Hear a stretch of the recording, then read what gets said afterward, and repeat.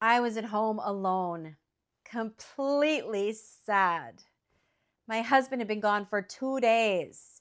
No phone call, no text, nothing.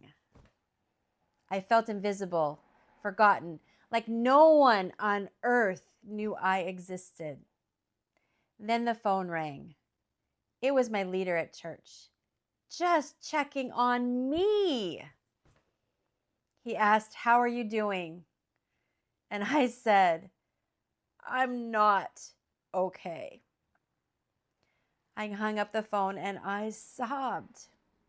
Not because I was sad, because I was grateful that in that moment I knew I had not been forgotten. I'm Heather Mylan-Mains, and step 4 of my forgiveness framework is God is in all parts of my story. Subscribe to follow along my journey. For years, I believed something that nearly destroyed me. That lie was, you are forgotten. God does not see you. What happened to you makes you unworthy. I let that lie shape everything. How I prayed, how I trusted, how I forgave. But here's what I know now. When my dad left our family, God was still there. When I got divorced, God was still there. When I lost my husband to years of addiction, God was still there. When I planned a funeral at 40, God was still there. The pain didn't prove that I was forgotten. The pain became the very place where I finally met him. If you've ever felt that lie in the dark whisper to you, you are forgotten. I've been there. And it's not true. God is in all parts of my story. At my husband's death by suicide visitation service, a colleague pulled me aside and he said, "Heather, I don't understand. You came to work every day with a smile on your face. You laughed, you joked, and you were dealing with all of this?" I answered, "Yes, because I had a choice, and I chose to be happy." Here's the thing.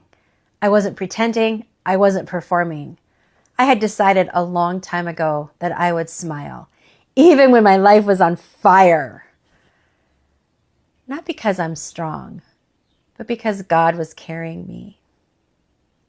That joy wasn't mine. It was His. He is in every part of my story, even the part where I planned a funeral at 40. I fell down a flight of stairs and fractured my skull.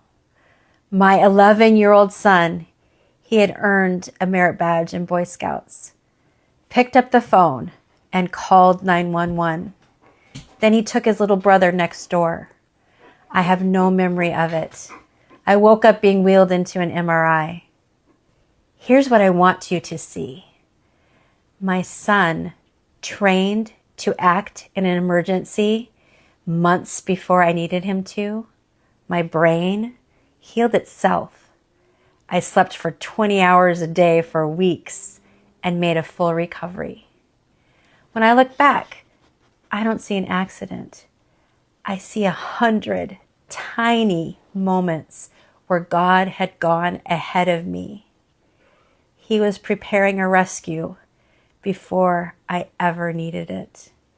He is in every part of my story, and that is step 4 of my forgiveness framework. Years ago, I read about 2 sisters in a Nazi concentration camp, and one of them actually thanked God for the fleas in their barracks. I thought she was crazy, until they realized the guards would not come into the barracks because of the fleas. They had the freedom to read their Bible and share their faith because of those fleas. They were the blessing. So I asked myself, what are the fleas in my story? Years of heartbreak, fear, abandonment, loneliness.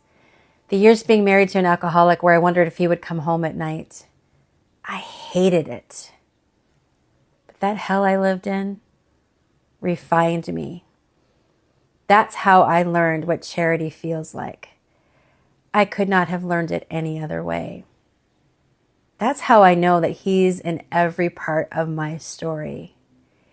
He is using the very thing I begged him to remove to make me the person I'm meant to be. I used to pray one prayer. It was, God, take this pain away. For years, that was my prayer. And honestly, he didn't always take the pain away. So I started to think differently about prayer, and I changed to ask the question, God, what would you like me to learn from this? And everything changed. I stopped seeing my hardest experiences as proof he had abandoned me. I started seeing them as the workshop where he was building me. Jesus was ignored, rejected, abandoned by his friends. If I'm going to become like him, I will need to experience some of the same things that he experienced.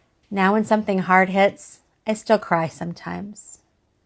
But I also ask, what part of you are you teaching me to become with this experience?